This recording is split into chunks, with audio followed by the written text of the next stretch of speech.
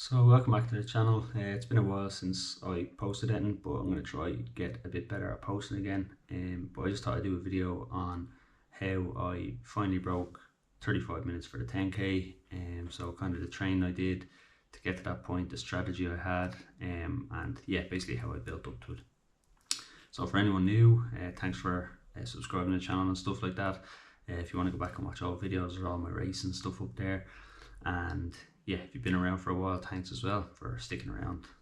So first of all, I finished my marathon block the 11th of May. So I did the Geneva Marathon. Didn't go to plan, but I had obviously built up a good bit of fitness from that. My next goal for this year was to break 35 minutes in the 10k. I've been wanting to do that for probably over a year now. So my previous PB was 36 minutes, so I need to take just over a minute off that.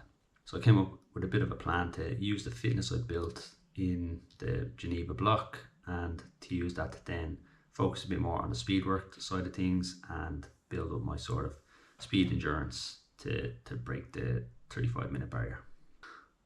So first thing I'll get into is the structure. So what I did was decided to race a few kind of B races beforehand. So I did the Bladen race, which is a 9.4k race, and I also did the Bamberg 10k, which is also in near enough Newcastle, so in the northeast.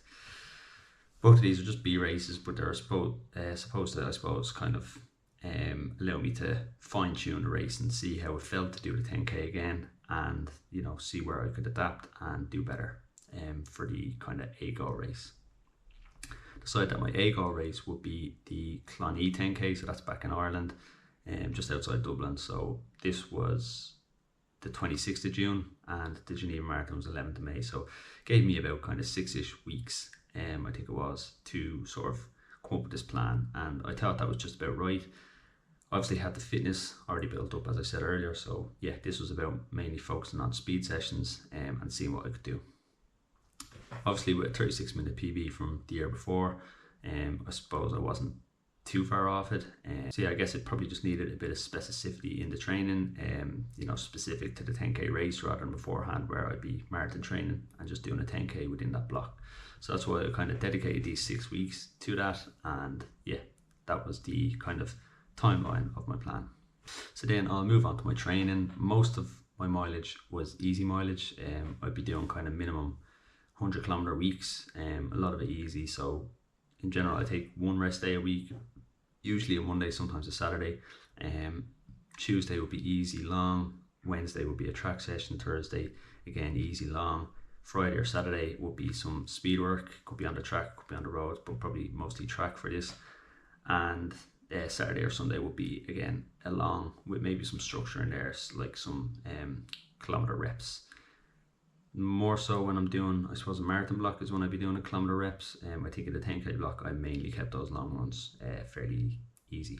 So an example of some of the sessions that I did, so one kind of, I'll run through them in the order of, I suppose, how I did them. I've just noted them down, so I will be just double checking just to make sure that I'm laying them out correctly for you. But yeah, so first session I would have done after Geneva, so I would have taken obviously a few days to recover and things like that, but once I got started, so on the track, 6 by a mile. Whenever I'm doing these paces, I'm trying to be faster than 10k pace, so it could be 3:25, it could be 3:20, it probably depends how I'm feeling today, but yeah, definitely a few seconds under that 3:30 per kilometer pace.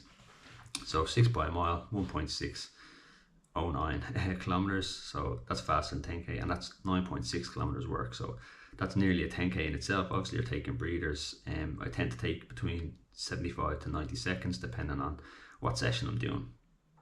One thing that I did kind of stick to this whole time was at the end of every speed session I would do either 200s, 400s or both. So for this specific session I did 4 by 400 and I was aiming for 75 seconds. So that's one lap of the track in 75 seconds. The goal of this was to sort of simulate a sprint finish. So I was on tired legs, I'd already done my session, but yeah, by simulating this finish I kind of figured it would help me finish strong in the actual 10k itself. So every session I kind of committed to doing this. Next session I did was a bit more focused on VO2 kind of speed work. So I did 20 by 400 meters. I was aiming to do them all within the time frame of 75 to 80 seconds. Reason I did this again, just build a kind of fast twitch fibers up, and something a little bit different than just doing 1 kilometer reps or 1 mile rep. So a little bit shorter, a little bit faster, and just to make those kind of longer reps feel a little bit easier, kind of in my own head. So then I did finish that one up with a 1 kilometer rep, and I did that at faster than 10k pace again. It's just to simulate that end of the race feeling. You're on tired legs and you're just dying to finish, but yeah, get it in under goal time. Another session I did is 4x2k, so that's 8 kilometers of work. Again, just faster than 10k pace, anywhere between kind of 320 to 325 ish I was aiming for these. Finish that up with 4x400 at 75 seconds. So like I said earlier, this is kind of roughly 2 speed sessions a week. You could maybe do more, but yeah, I just felt I wanted to keep a lot of aerobic work in as well, especially because at the time I was actually having a little bit of trouble with my Achilles, so some of my aerobic work would have actually been done on the bike, so just going out cycling for 2 hours or whatever. So yeah, I didn't want to kind of overload the speed work, even though the track is probably more forgiving than run on roads, and probably does less kind of damage to a little niggle like that. Yeah, I just didn't want to overdo it, so 2 sessions a week. Next one up was 6 by a kilometer, followed by 6 by 200 meters. Those 200 meter reps I was aiming to do in 33 seconds, so that's obviously a bit quicker than the pace that I would have been running the 400s at. Again, you're doing a short distance, so it's a bit easier, a bit more of a sprint, but again, simulating that sprint finish at the end. Next up, 8 by a kilometer. I sort of alternated these, so it'd be 1 kilometer faster and 1 kilometer slower than 10k pace. So for example, 1 kilometer at 335 per kilometer, 1 kilometer at 325 per kilometer. So it's just sort of giving the body a chance to, I suppose, clear that lactate that's building up in the workout, and then the next rep is going to be a bit faster. So slower rep is a bit more towards the LT1 end of things, and the faster rep the LT2 end of things. Again, finished that one up with 4x400s at 75 seconds. Next up was actually my first race of the block. So this was the Bladen race, I think the 9th of June. It's always the 9th of June. It's 9.4 kilometers. And obviously this was within my first kind of I suppose maybe my first 3-ish weeks of doing this training.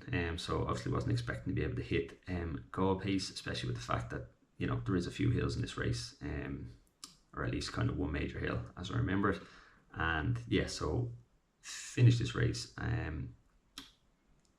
in an average of 334 per kilometer, so slightly below race pace. I was trying to basically hit as close to 330 per kilometer as I could, but I also didn't want to kill the legs. I still planned to be doing, you know, training sessions. This was also on a Monday, and that Sunday I was doing another 10k. So yeah, basically didn't want to overdo it. But the 334, I was really happy with that, because obviously, as I mentioned, there's a hill, but pretty much the entire thing was into a headwind. It was a really tough race, and there's a video of it on the YouTube channel if you want to find out a bit more about it. Next up was that next race, so that's the following, or the same week, the Sunday of it. So that's the Bamberg 10k, so again up in Northumberland. Finished this one in 36:04. Again, the winds are really strong in this, so the first, I think, 4-ish kilometers were fine. If any, maybe had a bit of a tailwind. The rest of it was basically all felt like it's into a headwind, especially the last 3 kilometers. It's just a straight line, and it was directly into the headwind. Didn't help that it's a bit more of a local race, so there wasn't many people kind of out there with me. I think I was in 4th place, 4th or 5th, and you know, I couldn't really see anyone ahead of me, and there wasn't really anyone near me either to sort of work together against the wind. So yeah, just really pushing with this one, but my goal was to just not stop, or not slow down, basically hold that pace as long as I could. To be honest, not sure it was the best idea. My heart rate was up in the high 190s, which it never is, so I think I was really kind of pushing the limits with this one. But again, 10k, it was over in 36 minutes, so I guess I didn't redline it too much. But yeah, this was a really tough one, but again, it's just sort of cementing in me what kind of strategies I need to use. Do I need to go out strong? Do I need to ease into the pace a little bit? Do I need to try stick with groups? Yeah, basically kind of figuring out these little things that I could bring into my A race and sort of adapt on the day. The A race was also going to be a fairly local race, so I didn't really know what the kind of times people who were running would be like, but yeah, just gave me little ideas that I could use for those races. This one was 11 days before the goat race, so I only really did one more track session in between these. This was 2x4k with 75 seconds in between, and then 5x200 meters. So that's 9 kilometers of work. Those 200 meters were done in 34 seconds, and this was 5 days before the race, so it wasn't really going to provide me a stimulus according to the science of it all anyway for the actual race. But I guess this one was a bit more a mental training session, so it kind of showed me that I could hold that pace for 4 kilometers, faster than race pace even for 4 kilometers. So you know, I could go in then with a bit of confidence into the race. After this, I only kind of did about 30 more kilometers that entire week. I think this was on the Monday that I did this session, so you know, I had the guts of a week to kind of recover from this. So that's why I kind of went so hard in it, but I didn't leave my race out there. I kept it below race distance, and you know, if I was really struggling, I would have done shorter amount of, or a fewer amount of the 200 meters at the end. So then into race day, so it was June 26th, the Clonhee 10k. My goal was to basically stick as close as I could to 3:28 per kilometer to give a little bit of a buffer for, you know, if I ran over 10k, you know, with twists and turns. So this route was kind of an out and back, so 2 or 3 kilometers straight, then you take a left, you go for another kilometer or two, another left, kilometer or two, another left, and then you go back to kind of the original route. So I just wanted to be within that last 1 or 2 kilometers with about 7 minutes to spare. And that was kind of my goal, and I figured from there it would just be a mental battle, and you know, it was up to me from that point onwards. So in the end, again, I did a video for this one, and I finished in 34:56, so really by the skin of my teeth. Yeah, I remember there's a bit of a horrible headwind as you're coming into the finish, and you'd been running into that for 2-3 kilometers towards the end. But I kind of the whole time was checking my time, knew kind of what I had to keep up, and yeah, it was just basically a mental point of, you know, 2 kilometers left, I just need to run this, you know, 7 minutes, whatever it was, and I'll be at the end, I'll be finished, and I'll be so happy with the result. At this point, it was kind of about keeping your mind away from, you know, how the body is feeling and just pushing as much as you can. I'd rather have pushed and not managed to reach it than to, you know, have tapered off and taken it easy and just accepted I wasn't going to get my time. So as I was coming up to the finish line, if you watch the video, you'll see I could see the clock ticking towards 35, and I didn't know if I was going to make it, but I think that's where those sprint finishes in training came into effect. So I just gunned it. I think when I looked at my actual pace after the fact, it was in the 250s once I saw that kind of finish line. And just as I crossed the finish line, the clock actually ticked over to 35, and in my head I thought I hadn't done it, and I was quite, you know, I was a bit gutted about it. But then I looked down at my watch and it said 34:56 or whatever, and that kind of got in my head. I realised I obviously hadn't started at the very front, so when I checked my time online, then it was 34:56. So you know, absolutely delighted with that. So yeah, basically that's kind of the strategy that got me through the race, in terms of the mindset and how the training kind of helped me get through it, the kind of sessions that I did. And how I sort of laid out my plan. So 6 weeks was enough for me. For some people it might take a bit longer. I think I was already kind of close to that point anyway. But yeah, that's kind of what I did. There was also the element of, I suppose, I wasn't fully sure, did I get lucky? 34:56 obviously couldn't have quite fine. So the following month I actually did another 10k and finished this one in 34:40, which kind of resonated with me, the fact that, you know, I had actually done the training to build up that speed required to do that.